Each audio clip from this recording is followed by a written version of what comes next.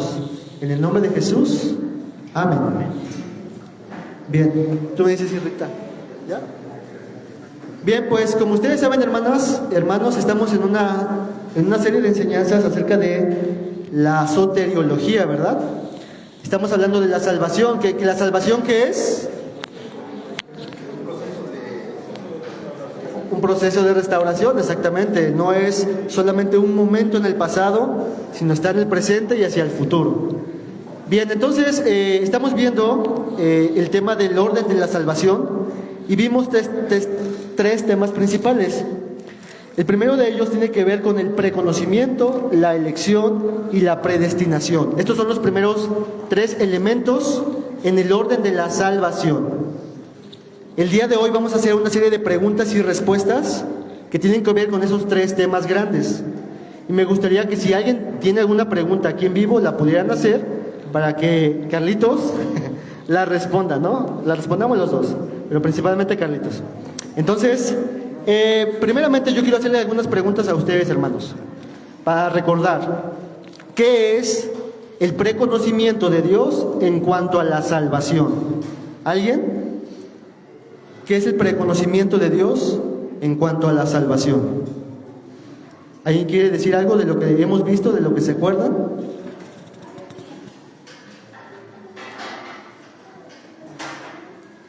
Si no, voy a tener que señalar con mi láser. ¿Isra? Es el conocimiento anticipado de Dios, en el cual Él decide tener una relación cercana con una persona. Ok, el preconocimiento tiene que ver con todo el conocimiento de Dios, pero dado en un vínculo de amor a los cuales Dios quiso amar en un conocimiento profundo, ¿no? No sé si quieres decir algo más. Bueno, entonces ese es el preconocimiento. Y cuando hablamos de la elección de Dios en la salvación, ¿a qué nos referimos, hermanitos? ¿Qué entendemos por esa doctrina?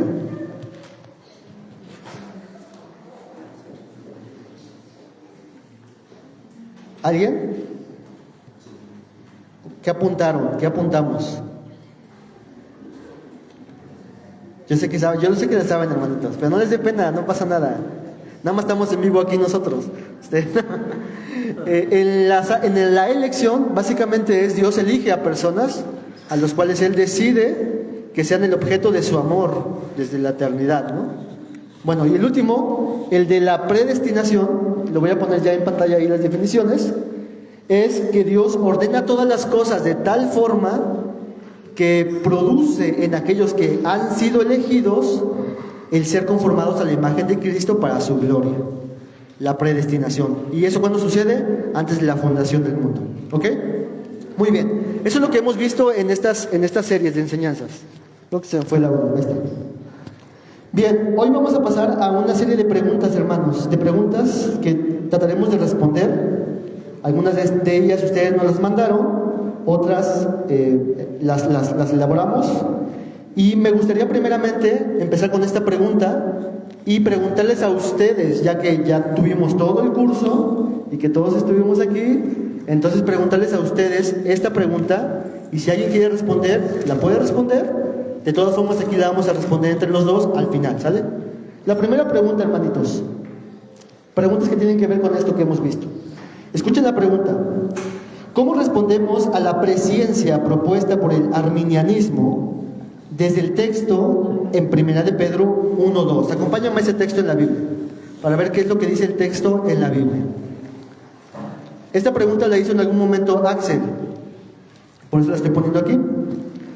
¿Cómo respondemos a la presciencia? Nosotros sabemos que la presciencia y el preconocimiento es el conocimiento que Dios tiene en un vínculo de amor hacia los elegidos.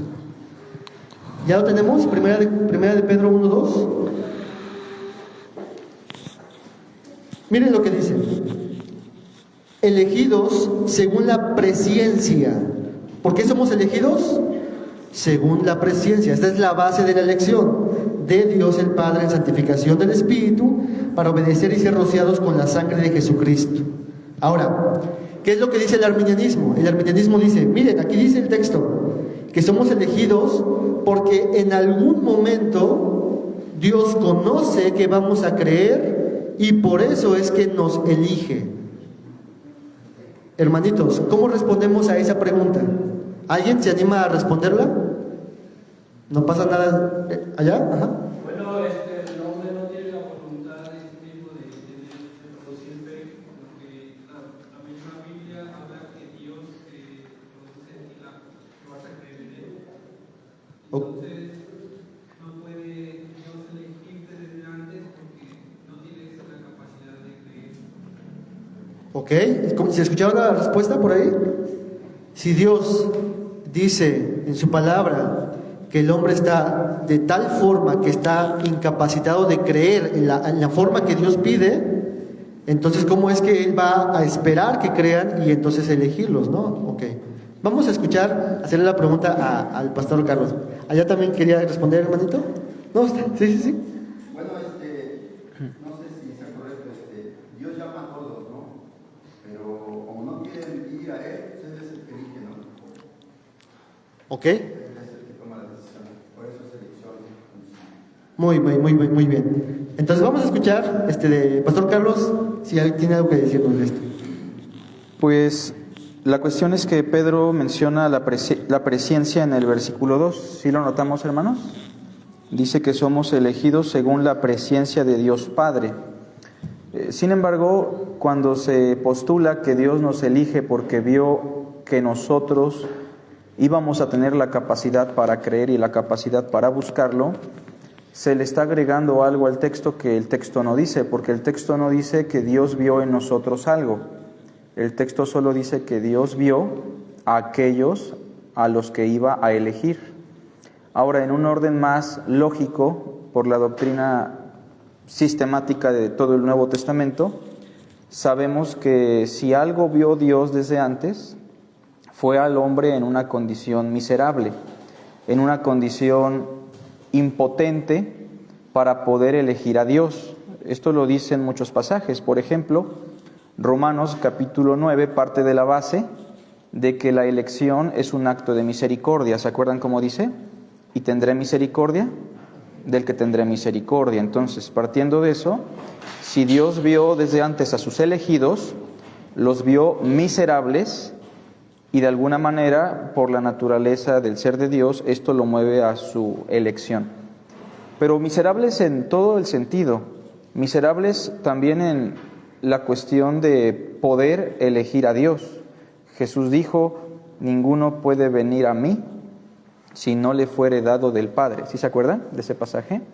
Entonces, si el hombre es impotente, si el hombre es miserable, cuando hablamos de la presciencia de Dios, sí, Dios vio a sus elegidos desde antes en una condición miserable, impotente, y en todo caso agregaríamos, Dios se vio a sí mismo dotándonos de fe, dotándonos de gracia, dotándonos de iluminación para poder responder a su llamado. Pero nunca encontramos en la Biblia, ni por este texto, ni por ningún otro texto, que Dios nos haya elegido en base a las virtudes, capacidades, fe que el hombre tenga. En todo caso ya no sería elección, sería el reconocimiento de la elección que nosotros hacemos. Lo que quiero decir es que esta postura estaría diciendo, en otras palabras, que quien eligió fue el hombre y no Dios, y ya no tendría ningún sentido hablar de una doctrina llamada la elección. No sé si eso aclara un poquito, ¿no? O si quieres agregar algo, hermano. Sí, hermanitos, por ahí captaron la idea para que las vayan anotando, hermanos. Porque en algún momento quizás les vayan a preguntar, oye, pero es que este texto, ¿no? Tú puedes dar una respuesta con mansedumbre, con amor, acerca de lo que estás convencido de creer, ¿no? Fíjense incluso ahí mismo en Primera de Pedro, más adelante, ahí en sus Biblias, Primera de Pedro 1:18, empieza a describir nuestra miseria. ¿Lo tenemos ahí en sus Biblias? Primera de Pedro 1:18. ¿Lo tienen ahí? Entonces, en el mismo capítulo que dice acerca de elegidos según la presciencia, en el 18 dice, sabiendo que fuisteis rescatados de vuestra vana manera de vivir, la cual recibisteis de vuestros padres con cosas corruptibles como oro o plata, sino con la sangre preciosa de Cristo, como de un cordero sin mancha y sin contaminación. ¿Cuándo fue entregado Cristo? 20. Ya destinado desde antes de la fundación del mundo, pero manifestado en los tiempos postreros por amor de vosotros. Fíjense que aquí dice que Cristo fue destinado ¿desde cuándo? desde antes de la fundación. Versículo 21.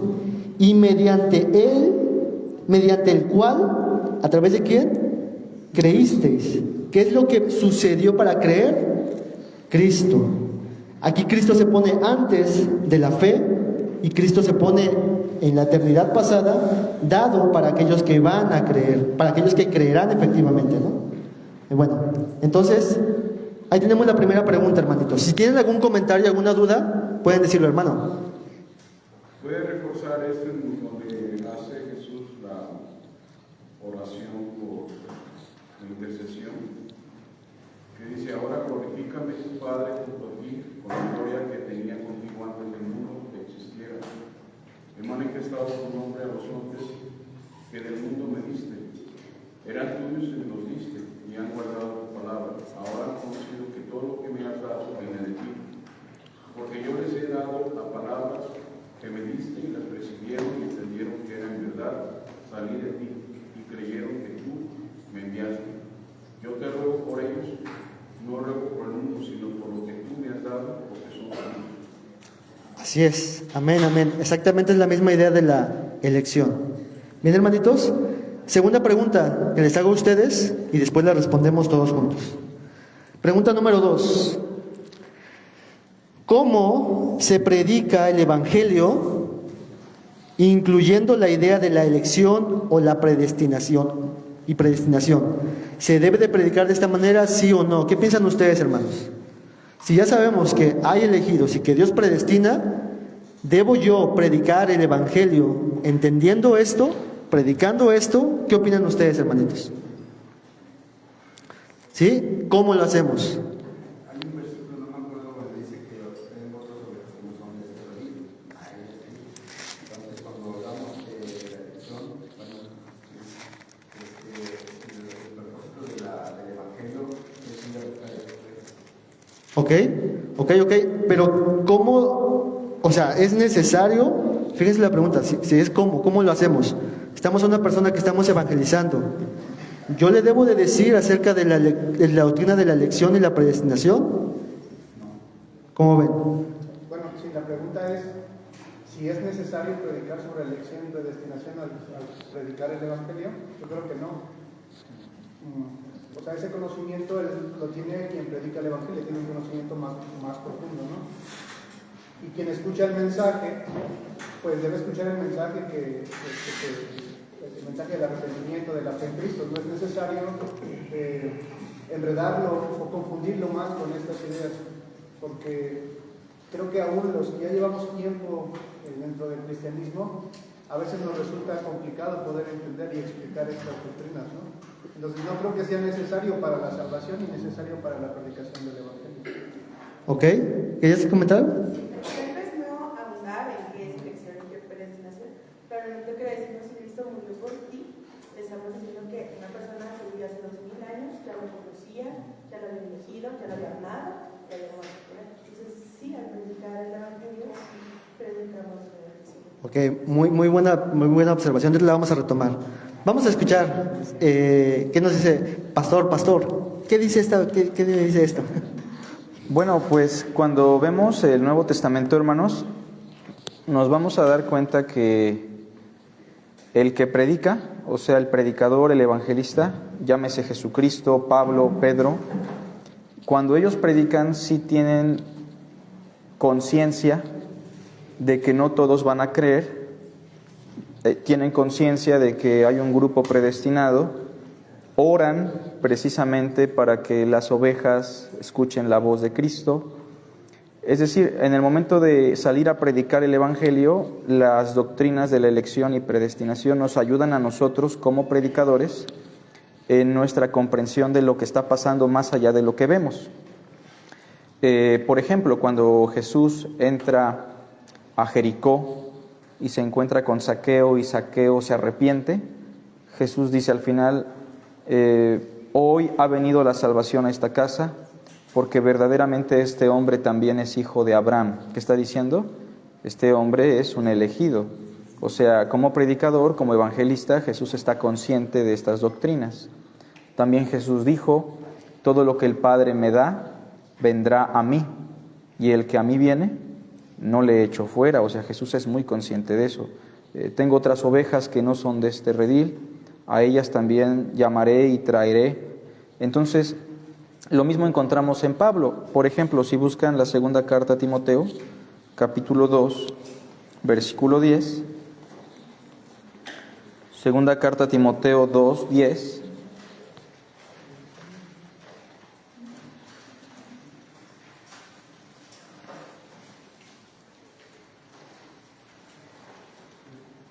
dice así: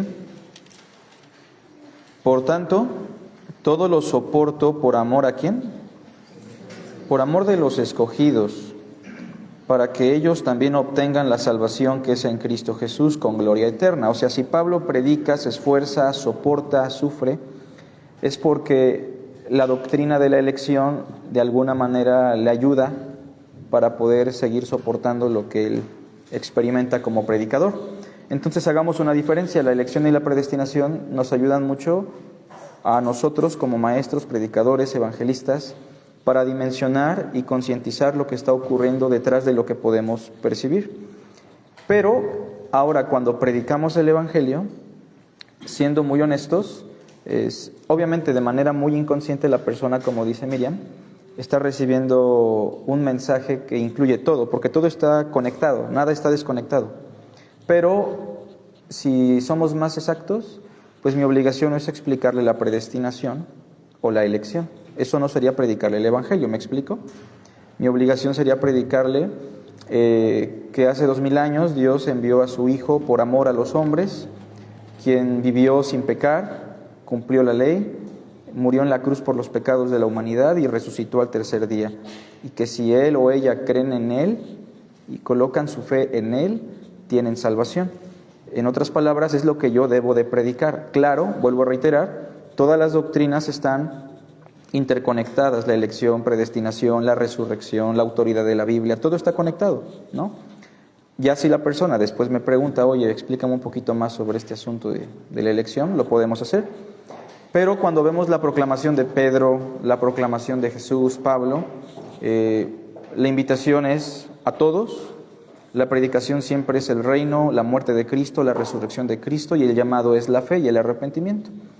Entonces, el error que a veces cometemos radica en las dos cosas. A veces predicamos pensando en que todos se van a convertir y no pasa y nos frustramos porque no tenemos conciencia de alguna doctrina como estas. O también pasa lo siguiente, ¿no? Que cuando predicamos dejamos de predicar el Evangelio y nos podemos explicar doctrinas que no van a producir nunca la fe en el corazón del hombre.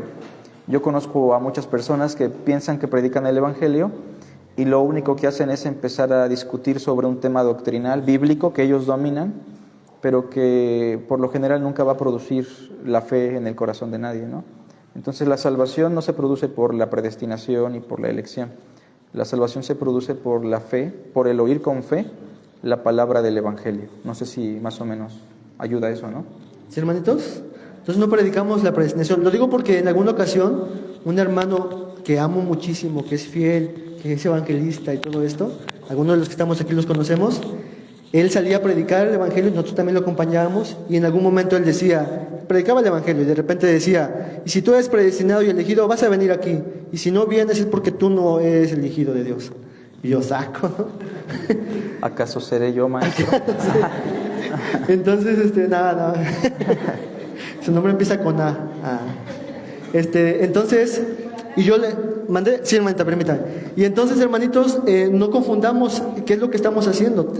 Entendemos para nosotros, recordemos que la doctrina de la elección y la predestinación, ¿para quién es? Para sus hijos, los que ya han creído y que están conscientes que sus pecados han sido perdonados, para consolación de ellos y fortaleza, de tal forma de que no podemos a aquellos que no entienden ni siquiera que están en un pecado contra Dios, llegar con esta doctrina, ¿no? Entonces, ¿querían comentar por ahí algo? Pues Pablo dice aquí, porque primeramente os he enseñado lo que asimismo recibí, que Cristo murió por nuestros pecados conforme a las Escrituras, y que fue sepultado y que resucitó al tercer día conforme a las Escrituras. Amén, exactamente, eso es lo que predicamos. Y retomando un poquito la idea de Miriam, porque una vez un seminarista, un maestro me lo decía así, que nosotros predicamos como si pensáramos que Él es elegido de Dios, ¿no? Porque no sabemos, al final del día no sabemos, pero les predicamos como si, yo sé que puedes tú creer y que puedes, etcétera, ¿no? Ya que Él responda no, es otra cosa, pero predicamos así el Evangelio y como citaba Carlitos, ¿no? En este pueblo hay muchos elegidos, por lo cual prediquemos el Evangelio, ¿no? Entonces, pues bueno, hermanitos. Creo que Alfredo tenía una pregunta. Hermano Alfredo tenía una pregunta, un comentario, ¿No? ¿O por allá atrás? Hermanita. Es un comentario. Siento también que es una línea muy delgada en cuanto a que como ya son elegidos, ya no hay ningún esfuerzo de nosotros por hacer campañas evangelísticas o el simple hecho de atender a alguien nuevo, porque pues si Dios quiere va a ser elegido y en algún momento recibirá a Cristo, ¿no? Pero como líderes también hay un descuido en ese sentido. Lo viví en una iglesia, Sí, la verdad. sí. De que no, sin ninguna importancia, pues no poder hacer ningún esfuerzo, porque si Dios los eligió, pues en algún momento iban a creer.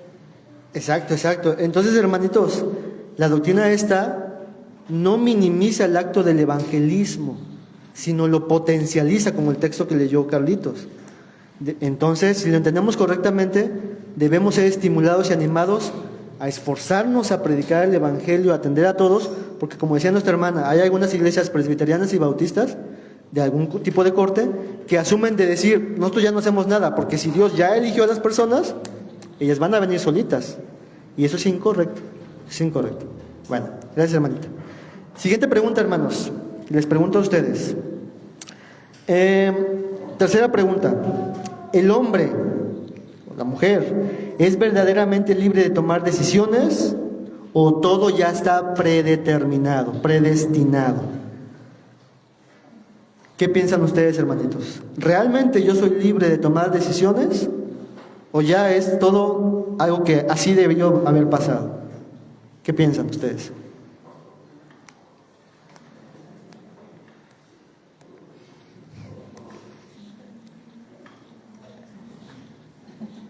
Están predeterminados a no responder ahorita, ¿verdad? Hermanito. Sería, todo está predeterminado, pero también la Escritura habla sobre la responsabilidad del hombre sobre sus decisiones. Ok, perfecto. Entonces, aquí tenemos a una respuesta. Vamos a escuchar, si nadie más quiere participar en responder, vamos a escuchar. ¿Cómo ves? Pues sí, de manera sencilla son las dos cosas, ¿no? Porque nosotros vamos a encontrar que la Biblia habla del control soberano de Dios, de los decretos de Dios, que todo está determinado, aún lo más mínimo. Ningún pajarillo cae, si no es por la voluntad de mi Padre.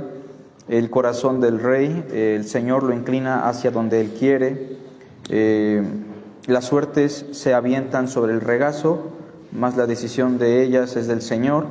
Y así tenemos muchos textos que hablan del control eterno de Dios, decretado desde la eternidad. Es decir, todas las cosas, por muy insignificantes que parezcan, están determinadas y controladas por el gobierno eterno de Dios. Eso es claro.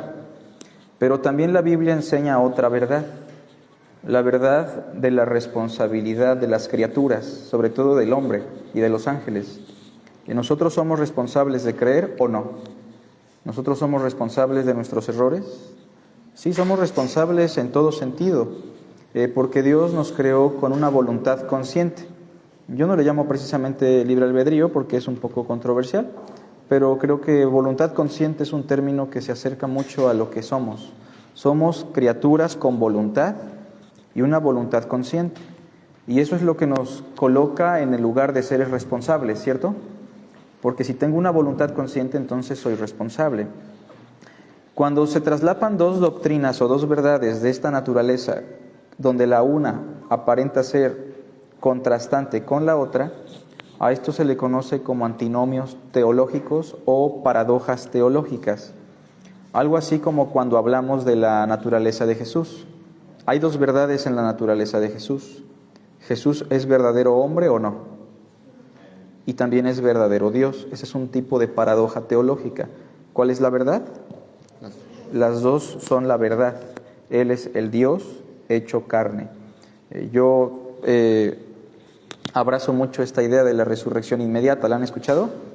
Le hemos explicado aquí que la resurrección se va a efectuar desde la dimensión del tiempo cuando Cristo venga, y los muertos en este momento desde nuestra realidad están en el polvo de la tierra, no existen para nosotros, son polvo simplemente, pero también hemos dicho que desde la perspectiva de la eternidad, inmediatamente que ellos cierran los ojos y para su corazón, están en el día de la resurrección.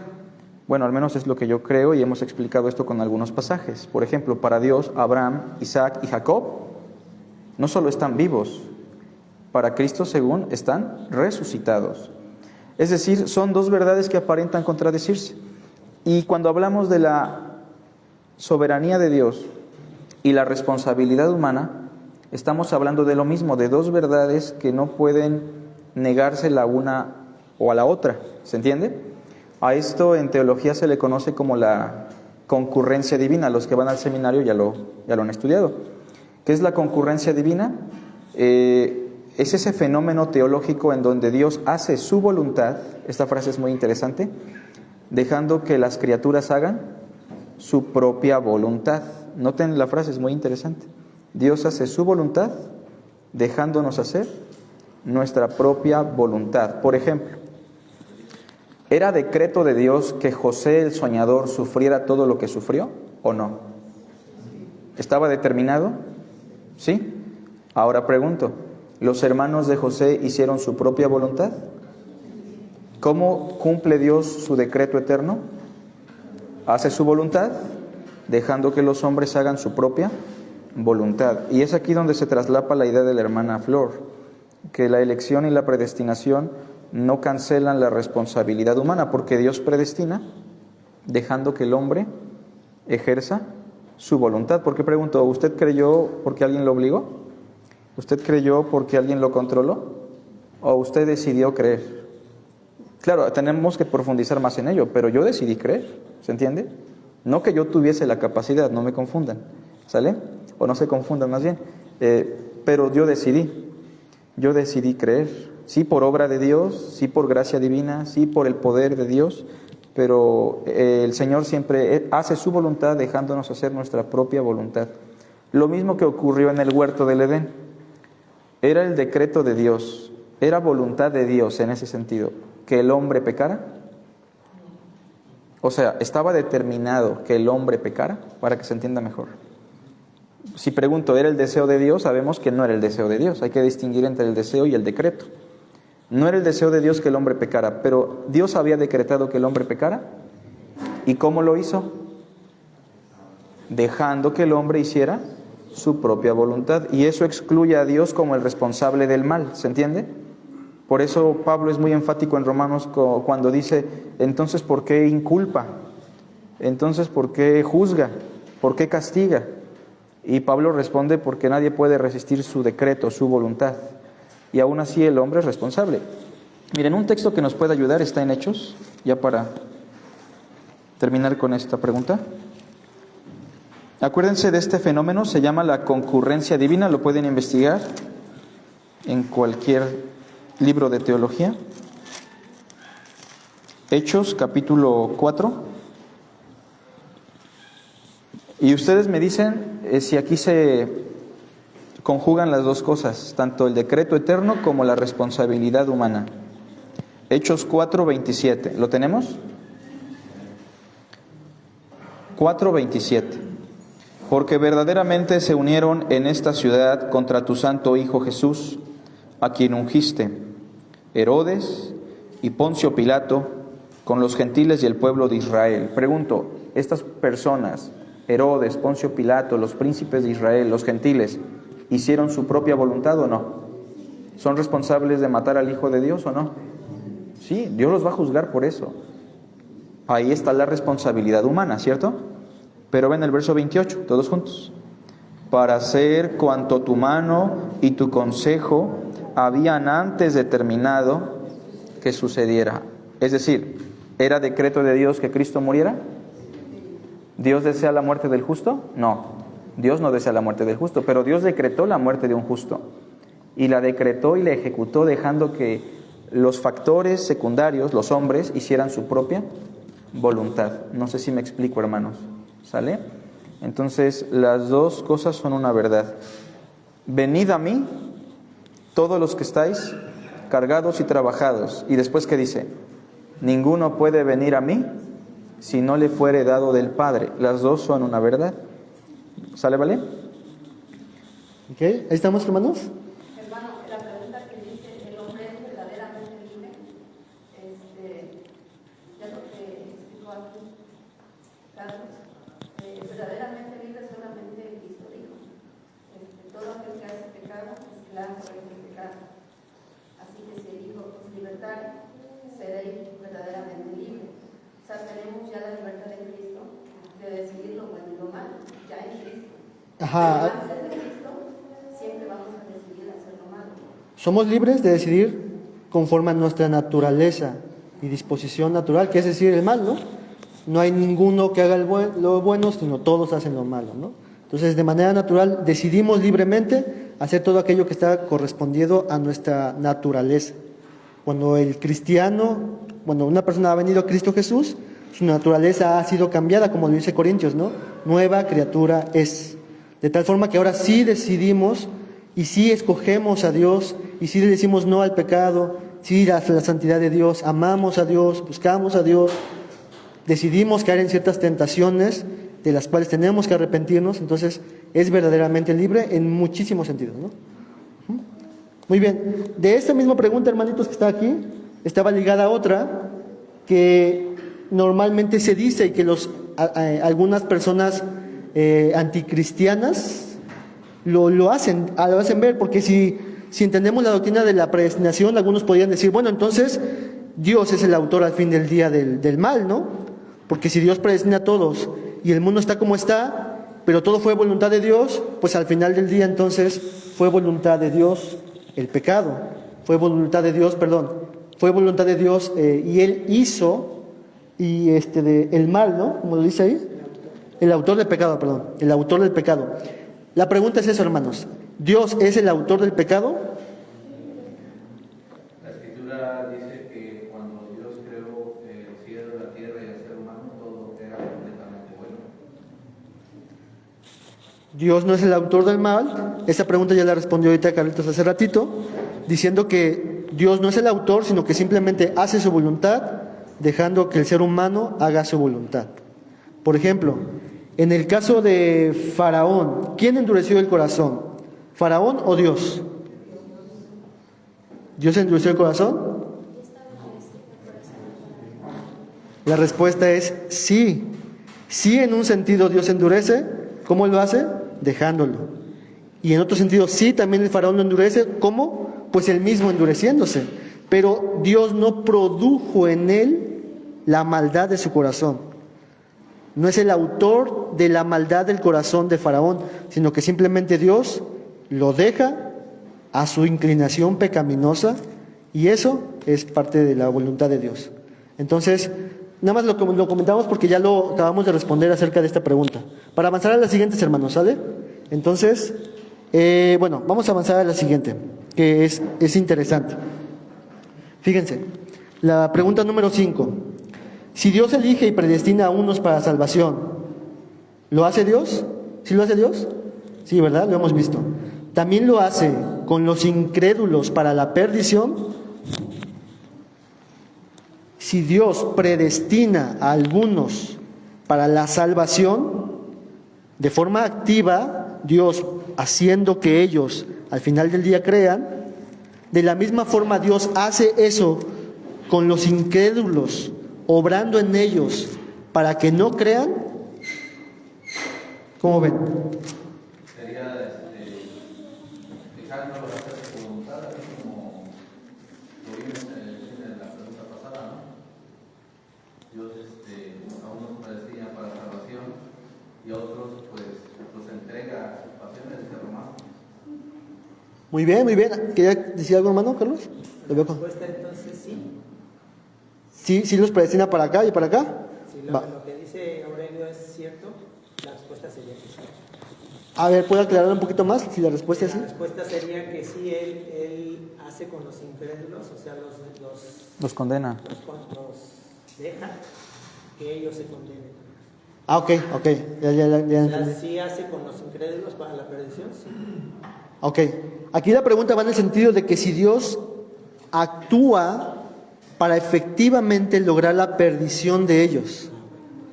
Y ahí la respuesta sería no, ¿no? ¿Que Dios sí los abandona? Sí. Vamos a escuchar la respuesta y ahorita vemos algunos comentarios.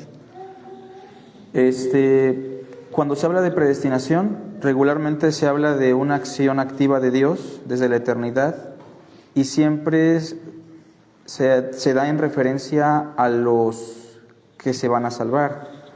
O sea, nos predestinó para salvación, nos predestinó para ser hijos suyos, nos predestinó para ser conformados a la imagen de Cristo. Pero cuando se habla de los que se van a perder, no hay ningún texto en la Biblia, y esto es muy importante, yo siempre lo señalo, no hay ningún texto en la Biblia que diga que Dios predestinó a los demás a la perdición. Entonces, ¿qué es lo que dice la Biblia? La Biblia dice que desde la eternidad simplemente los entregó, es decir, desde la eternidad Dios dijo, hagan su voluntad, no voy a interferir en sus vidas. En otras palabras, Dios simplemente respetó desde la eternidad la decisión y la voluntad consciente de algunos de no intervenir en ningún sentido en su vida. Si van conmigo a Romanos 9, vamos a encontrar algunas palabras clave. Tal vez las palabras clave nos ayuden a ser más exactos.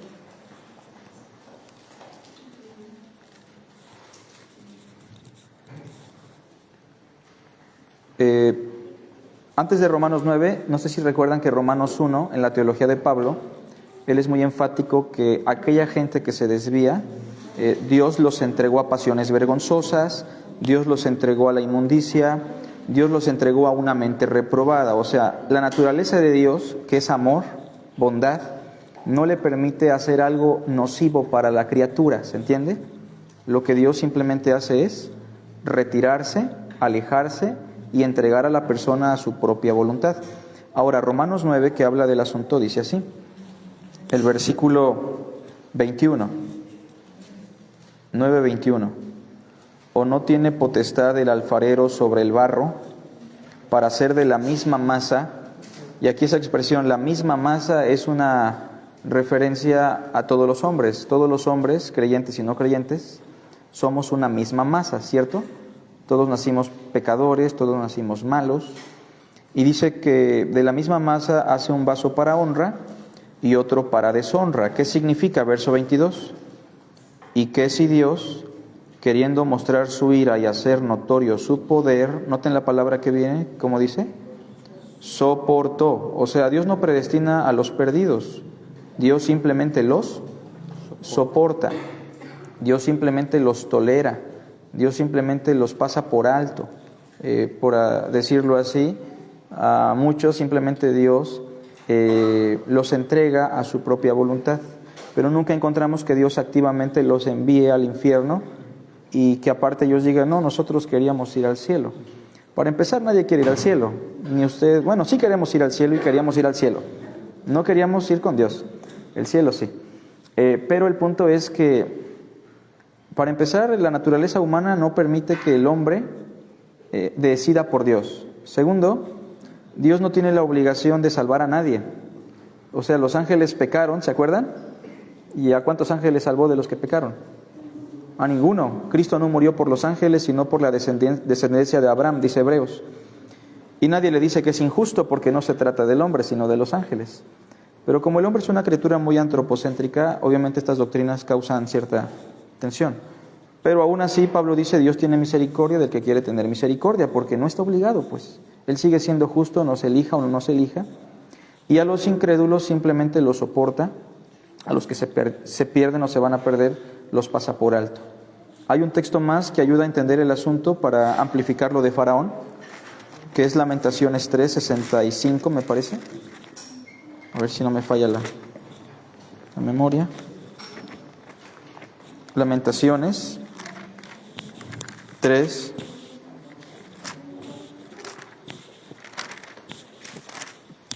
65, ¿sí? Pensando en Faraón, pues Dios no lo predestinó a la condenación. Dios no hizo nada en su corazón para que Faraón se pusiera más duro Cuando Pablo dice que Dios lo endureció, lo que Pablo está diciendo es lo que dice este pasaje. ¿Lo tenemos?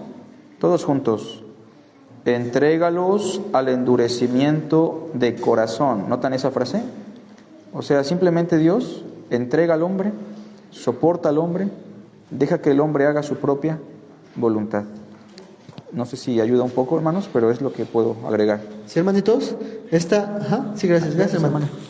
Esta idea, hermanos, que acaba de decir el pastor Carlos, es lo que en algunos círculos se conoce como la doble predestinación.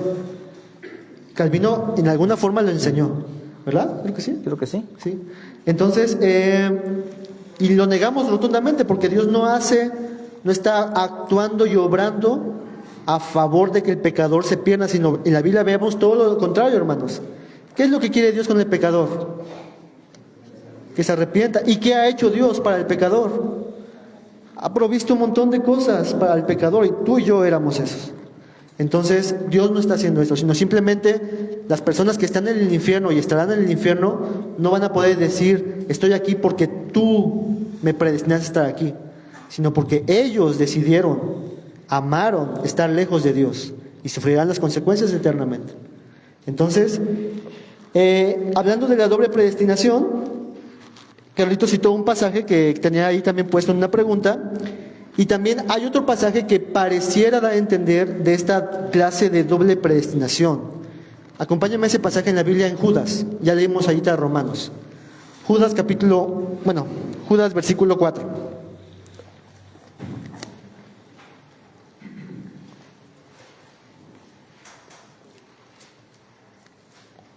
Judas, versículo 4.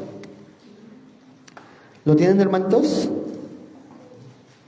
Y les leo a ustedes. Dice, porque algunos hombres han entrado encubiertamente, los que desde antes han sido destinados para esta condenación, hombres impíos que convierten en libertinaje la gracia de nuestro Dios y niegan a Dios, el único soberano, y nuestro Señor Jesucristo. Lo interesante de este pasaje es esa expresión que dice, los que desde antes habían sido destinados para esta condenación. ¿No les da un poquito la idea de que estos habían sido destinados para perderse? ¿No les da un poquito esa idea, este pasaje? Pareciera ser que eso es lo que dice este pasaje, o normalmente es lo que algunos piensan. Pero ¿qué significa este pasaje? Si ya entendemos que no es que Dios predestina a las personas para la condenación, no puede significar eso este pasaje. ¿Qué es lo que podríamos comentar de este pasaje? Bueno, ahí en Judas es 1:4, ¿no? Uh-huh. Lo que tenemos es un problema de traducción. No sé qué Biblia tengan. ¿Carlitos tiene otra Biblia? ¿Cómo dice la de las Américas? Dice, pues algunos hombres se han infiltrado encubiertamente, los cuales desde mucho antes estaban marcados para esta condenación. Uh-huh. Impíos que convierten la gracia de nuestro Dios en libertinaje y niegan a nuestro Señor, único soberano Señor Jesucristo. Bueno, aún así la traducción no es la mejor todavía. Está mejor que la Reina Valera. La palabra griega que aparece ahí para antes destinados es la palabra griega prografos, así como suena, prografos. Esa es la palabra griega. Si tienen un texto griego a la mano o un interlineal lo pueden corroborar. Esta palabra griega prografos está compuesta de dos vocablos, pro, que significa antes de, y grafos, ¿qué significa grafos? Escritura. O sea, lo que está diciendo es que la escritura desde antes anunciaba la llegada y la perdición de estas personas. ¿Se entiende la idea? No que Dios los predestinó a la perdición, sino que los profetas y los escritos antiguos de la palabra ya anunciaban la llegada y la perdición de este tipo de personajes. Entonces la mejor traducción sería estos que estaban escritos o estaban mencionados por la escritura desde antes, ¿se entiende? Pero esa sería la mejor traducción por la palabra griega prografos. Entonces es un problema de traducción, nada más. A ver cómo dice. Ajá. Porque se han introducido solapadamente algunos que hace tiempo la escritura señaló. Bueno, mejor no. Para esta sentencia. Son impíos que convierten en libertinaje la gracia de nuestro Dios y niegan al único dueño y Señor, nuestro Señor Jesucristo. Sus personas que la Escritura desde antes señaló o marcó, pero no que Dios los haya destinado, sino que la Escritura anunciaba la llegada de los falsos profetas, ¿no? Y lo que está señalando aquí no son a las personas propiamente, sino a un tipo de persona, de su tipo de comportamiento, que ya desde antemano está dicho cuál es la condenación para esa clase de persona. La Escritura nos dice eso. Si tú vives una vida impía, pues tu condenación será la perdición, ¿no? Fíjense lo que dice la Biblia, la NTV. ¿Alguien tiene la NTV? Lo dice más exacta. Marianita, vamos a escuchar a Marianita. No sé si tienes el micrófono, bro. ¿Por ahí? ¿No? Ah, bueno. Escuchemos a Marianita. Fuerte, Marianita. El 4. Les digo esto, porque algunas personas que no tienen a Dios se han infiltrado en sus iglesias diciendo que la maravillosa gracia de Dios nos permite llevar una vida moral. La condena de tales personas fue escrita hace mucho tiempo, pues han negado a Jesucristo, nuestro único dueño. La condena de tales personas, de tal forma de que cualquier persona que se conduce de esta forma va en el camino a la condenación. ¿Sí lo ven? Entonces, pues bueno, vamos a ver la siguiente pregunta, hermanitos, y yo creo que ya va a ser la última porque tengo más, pero ya no nos va a dar más tiempo. Vamos a ver cuál podemos poner. Adelante. Explicaron esto de Judas, ¿no? Pero en Romanos 9, 20, 24, o sea, ya me queda clara la idea, ¿no? Vamos, si quieres ahí. La doble predestinación. Lo habló un poquito Carlitos, de hecho ahí le faltó leer la parte de los predestinados. Fíjense, Romanos 9, 22 y 23. ¿Lo tenemos? Y dice el texto, y haciendo el énfasis que hizo Carlitos, y que si Dios, queriendo mostrar su ira y hacer notorio su poder, soportó con mucha paciencia los vasos de ira preparados para la destrucción. La idea de esto es de que aquí, la primera parte, es que nos habla acerca de qué es lo que Dios hace con aquellos, esta clase de personas que ya está dicho, qué es lo que pasará con ellos si persisten en sus pecados, ¿no? Y lo que Dios hace con ellos, ¿qué hace con ellos? Los soporta. Versículo 22. Esto es para aquellos que están condenados. Versículo 23, perdón. Y para hacer notorias las riquezas de su gloria, las mostró para con los vasos de misericordia que Él preparó de antemano para su gloria. Aquí sí encontramos la parte de la predestinación. Si se dan cuenta, esta parte es: Dios prepara de antemano para su gloria a estos que recibirán su perdón y su misericordia. Pero a los otros solamente los deja a que continúen y soporta pacientemente todo eso. Haciendo la analogía del alfarero, es como si fuera la masa, y la masa es el mundo pecaminoso y malo y rebelde. Y dentro de esta masa solamente lo que Dios hace es soportar esta masa, pero de entre esa masa Dios saca a algunos de ahí para ser recipientes de su misericordia y su gracia y su bondad, a los cuales prepara de antemano para esos propósitos. Entonces, eso podía comentar, no sé si quisieras añadir algo. Sí, o sea, sí se habla de una predestinación en el verso 22, fíjense la frase final, preparados para destrucción. O sea, sí hay una preparación, pero la pregunta que determina todo esto es ¿cómo? O sea, Dios predestinó que muchos se perdieran. Bueno, si Él determinó todas las cosas, diríamos sí, pero no hizo nada para que ellos se perdieran, ¿se entiende? Él predestinó la perdición de los hombres simplemente soportándolos y dejando que ellos tomaran su propia decisión. Pero lo que queremos decir con la mala doctrina de la doble predestinación es que Dios no los predestinó y activamente produce en ellos algo para que ellos se vayan a la condenación. Simplemente Dios predestinó soportar a un grupo de personas, tolerarlas, entregarlas y dejando que ellas hagan su propia voluntad, porque obviamente todo está determinado por Dios. Pero recordando la concurrencia divina, ¿no? Que Dios hace su voluntad dejando que el hombre haga su propia voluntad. Es lo que yo podría decir de este versículo, ¿no? Uh-huh. Bueno, hermanitos, pues, ¿a qué hora son? Faltan 4. Las 12, ¿va? Ya es tarde. 4 minutos. Faltan 4 minutos, pero ya no da tiempo. Tenemos muchas preguntas, hermanitos, que nos gustaría compartir, pero ya terminó este tiempo, hermanitos, ¿sale? Entonces, pues bueno, ¿alguien tiene algún comentario, alguna pregunta final para concluir? Mano. Yo he estado comprobando ahorita que estamos viendo este tipo de preguntas que esa línea muy delgada que hablaba mi esposa solamente puede ser resuelta o contestada en nosotros mismos a través del estudio. O sea, es impresionante cómo no solamente el sentido común de que o sí o no estás predestinado para salvación o estás predestinado para condenación, sino que hay que inmiscuirse en la palabra de Dios para poder entender. Si yo hubiera entendido desde hace 40 años la concurrencia divina, me hubiera ahorrado muchos problemas. Sí, sin duda. Pero de veras que es algo muy interesante. Yo ahora sí que casi alegaba con mi esposa, porque ella es una situación, ella cree, o sea, ella ha entendido perfectamente el preconocimiento y todo ese tipo de detalles. Pero yo, por ejemplo, te escucho a ti en la primera predicación del preconocimiento diciendo que el Señor sabe quiénes van a creer en Él y quiénes no van a creer en Él. El pastor de repente dice, el que viene a mí, o sea, la voluntad de uno yendo hacia Él.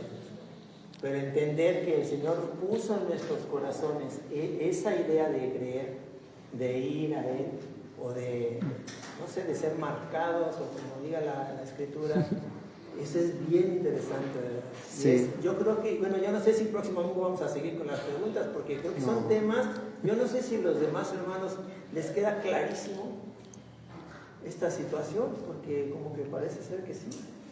Yo a veces siento que yo soy el único, que como que no quiero ser tan tajante, pero de verdad es que es muy interesante seguir profundizando, estudiando. Me eché 3 veces la del preconocimiento durante la semana y ya no pude ver otra vez las de la elección, todo eso para venir bien preparado.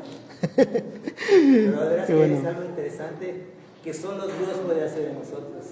Es interesantísimo. Sí. Y bueno, Manuel tenía un comentario, una pregunta, ahorita lo apoyamos y agrego en lo que le pasa en el micrófono. ¿Le van a dar un micrófono, hermano? Agregando nada más tantito lo de Carlos, hermano, esas doctrinas, las paradojas teológicas, uno las entiende, uno piensa que ya las entendió, y por mi experiencia como maestro, pastor y cristiano, a la media hora el mismo hermano que ya estaba bien contento regresa y te dice, oye hermano, pero esto, a ver, otra vez explícamelo. Y uno mismo lucha con eso, ¿no? Porque las paradojas teológicas, la unión hipostática, la responsabilidad, la soberanía divina, la resurrección de los muertos, como le hemos explicado, siempre provoca ese tipo de tensión, ¿no? Entonces, no eres el único, hermano, todos pasamos por eso. Perdón, hermano. Bueno, es que es muy intrigante esto. Supongamos, digamos, bueno, hay predestinados para la salvación. Digamos uno que no fuera predestinado, ya no puede uno hacer nada. Digamos, o sea, no fui predestinado, quisiera hacerlo, que puede uno hacer algo, existe algo que uno puede hacer, o ya no se puede hacer nada, o sea, porque es hijo de la voluntad de Dios no me eligió. ¿Hay algo que uno puede hacer? ¿Qué? Bueno, hermano, la doctrina de la predestinación y la elección solamente está dado para aquellos que saben que han creído en Jesucristo y que sus pecados han sido perdonados. En el momento que pensamos, es que no sé si mi hermano será predestinado o no, eso es algo que normalmente hacemos y empieza a tener estos conflictos de, pero ¿y qué tal si no? ¿Y qué tal si él sí quiere y no? La respuesta es que no vayamos inmediatamente a eso porque no compete eso a nosotros. Lo que nos compete a nosotros es predicar el Evangelio. Y la oferta del Evangelio es, todo aquel que viene a mí, yo no le echo afuera. Entonces, en el momento que pensamos, es que si yo no soy predestinado, pues nunca voy a creer. No, creo que no es la forma en como la Biblia nos manda a pensar acerca de esta doctrina. Lo que debemos de hacer con todo tipo de persona que no ha venido a Cristo Jesús y no ha creído, es llevar el Evangelio, predicar el Evangelio, decirle, mira, Dios Cristo ha muerto por ti en el Calvario para perdonar tus pecados, y si tú te arrepientes y crees en Él, tú serás salvo. Cuando esa persona viene al Evangelio y cree en Cristo Jesús, entonces le podemos decir, mira, esto que sucedió en tu vida, desde antes estaba trazado, es para la consolación y la fortaleza. Yo creo también, hermano, que ninguna persona va a poder decir, yo quise venir a Cristo y Él no me dejó. Nadie. Todo aquel que viene a Cristo será aceptado por Cristo. Todo aquel que quiere ser rescatado por Cristo será rescatado por Cristo. Todo aquel que viene a Él, como dice la Escritura, nadie, nunca el Señor lo va a echar fuera. Entonces, eso es lo que podía comentar. No sé si quisieras añadir algo. Es que el hermano habló en primera persona. O sea, no es si los demás, sino él dijo, ¿cómo sé que yo soy predestinado o yo quiero ser predestinado? Dios lo pone en su corazón. O sea, yo no creo que una persona diga, yo quisiera ser predestinado si Dios no se lo ha puesto en su corazón, ya la gracia de Jesucristo para creer, ¿no? Ahí es donde tú dices, no creo que alguien diga desde el infierno, yo quise y no fui, sino que uno que inclusive piensa, como dice el hermano, es porque el Señor lo está impulsando a creer, creo yo. ¿No? De alguna manera, no sé. Sí, está planteando el hermano una situación hipotética, ¿no? Pero vamos a ser muy fríos, así pensando mecánicamente. Si tal persona, si el hermano no fuera predestinado, pensando mecánicamente y no como teólogo, la conclusión sería no puedo hacer nada, ¿no? Pero pensando bíblicamente, acuérdense que existen dos realidades, la soberanía divina y la responsabilidad humana. Ahora, si usted quiere ser predestinado, que yo creo que el concepto más exacto sería si yo quiero ser hijo de Dios, si yo quiero ser hermano de Cristo, si yo quiero ser discípulo, pues para empezar entonces no se meta en los asuntos de la predestinación, sino escuche la voz de Jesús que dice, clama a mí y yo te responderé, ven a mí y yo te haré descansar. Entonces toda persona que quiere ir a Cristo puede encontrar salvación. Toda persona que acepte a Jesús por fe va a encontrar el perdón. Ahora, saber quién es o quién no es predestinado, no lo sabemos. Ahí entra un texto que siempre utilizo cuando no sé qué decir, que dice, las cosas secretas pertenecen al Señor nuestro Dios, mas las reveladas son para nosotros. Entonces, no nos enfoquemos en lo secreto, que no podemos saber, pero sí en lo que es revelado. Y lo que es revelado es, Manuel, ven a mí, yo te haré descansar. Jesucristo también dice, el que a mí viene, yo no le echo fuera. Y vamos a poner otra situación hipotética. Si todos los seres humanos de toda la historia, cada uno decidiera ir a Cristo, pregunto, ¿todos serían salvos? Pues sí. Si todos decidieran, fíjense, es otra situación hipotética, no pensemos mecánicamente. Esto pasa cuando tenemos un sistema teológico marcado, ¿no? Si todos los seres humanos que han existido y existirán en el mundo, en la historia, decidieran ir a Cristo, ¿se quedaría vacío el infierno? Sí. Si todos decidieran, sí. Entonces yo estoy pensando como teólogo, se entiende de acuerdo a lo que dice el texto. Pero si pensamos mecánicamente en una sola línea, vamos a llegar a conclusiones que nos van a frustrar y a confundir. Y es ahí donde nacen algunas escuelas teológicas como el arminianismo o el hipercalvinismo, ya se están peleando en el internet y luego hacen debates, ¿no? Porque no están pensando bíblicamente, están pensando sobre un fundamento estructurado teológico. Eso se llama dogmatismo, básicamente. Entonces, hermano, si usted quiere ir a Cristo y usted va a Cristo y cree en Cristo, usted es predestinado, usted es hijo de Dios, ¿no? Esa es la respuesta. De hecho, hermanos, la siguiente pregunta, bueno, ya no la vamos a hacer, ¿no? Pero normalmente ese pensamiento es algo fatalista, como decir, no, si ya fue, pues ya fue. Si no fue, pues no fue. Pero eso no enseña la Biblia, sino lo que enseña en la predestinación es, Dios ha predestinado, pero también ha dicho qué medios son los necesarios para que lleguen a ese fin. Por lo tanto, es de que si yo seré predestinado, yo debo de creer, yo debo de arrepentirte. Si yo seré conformado a Cristo, ¿qué debo de hacer? Vivir en santificación, leer su palabra, en oración, la comunión de la iglesia. Esa es la manera en como yo seré santo y más como Cristo Jesús. Si quito esos medios, yo no voy a ser conformado como Cristo Jesús. La predestinación no es fatalismo. No es de que si Dios va a hacerme más como Cristo, Él que lo haga. No, Dios dice, sí, tú serás como Cristo, pero también he dicho qué medios te van a llevar a ese fin. Ajá, entonces no anulemos los medios que ya están establecidos en la Biblia, ¿no? Y que son maravillosos y grandiosos. Bueno, ajá. Porque sigue siendo parte de esa responsabilidad. Jamás se pierde esas dos líneas paralelas. Y es por eso que en la carta, por ejemplo, en la segunda de Pedro, él empieza diciendo esto a los hermanos: tienen fe, una fe igualmente preciosa que la nuestra, bueno, pero no basta. O sea, a su fe añadan virtud, a la virtud añadan conocimiento.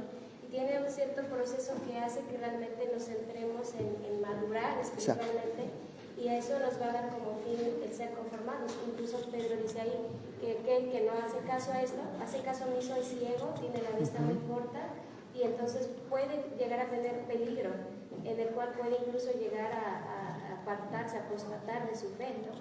Pero si lo haces, entonces estás siendo atento, diligente, y entonces vas a tener segura tu entrada en el reino, porque ya eres salvo por esa fe preciosa, pero vas a estar conformado realmente a la imagen de Cristo. Exactamente, no se anulan los medios, hermanos. Pues bueno, terminamos este tiempo, hermanos, porque si nos vamos a extender muchísimo. Y bueno, vamos a orar. Señor, te damos gracias por ese tiempo que nos das. Bendice a tu iglesia, a tu pueblo, Señor. Edifícanos con tu palabra, Señor. Cada día más ilumina nuestro conocimiento, nuestra mente, pero también cada día más llénanos de amor, de asombro y de fortaleza espiritual para vivir para ti, Señor, pues tú nos has amado de esta manera, Dios. En el nombre de Jesús terminamos este tiempo. Amén.